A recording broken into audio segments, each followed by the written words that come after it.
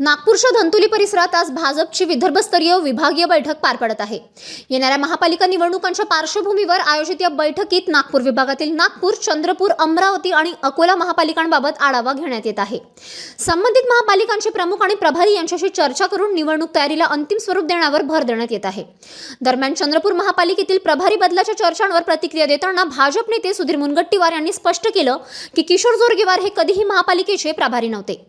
त्यांच्या माहितीनुसार चंद्रपूरसाठी चैनसुख संचेती आणि अशोक नेते हेच जबाबदारी सांभाळत असून आजच्या बैठकीत ते उपस्थित राहणार आहेत। या बैठकीत महापालिका निवडणुकांसाठी तिकीट वाटपाबाबतही महत्त्वाचे निर्णय होण्याची शक्यता आहे।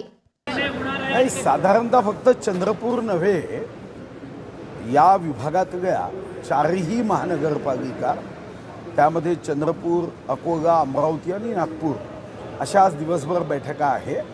त्यासाठी त्या महानगरपालिकेच्या प्रमुखांसोबत चर्चा होईल।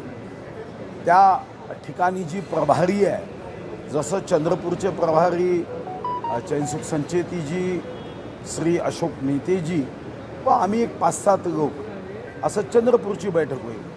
अमरावतीची तशीच बैठक होईल। काल पुण्याची बैठक होती, माझ्या माहितीप्रमाणे आज मुंबईची बैठक आहे। तर असा 29 कॉर्पोरेशनचा या 3 दिवसाचा कार्यक्रम झाला।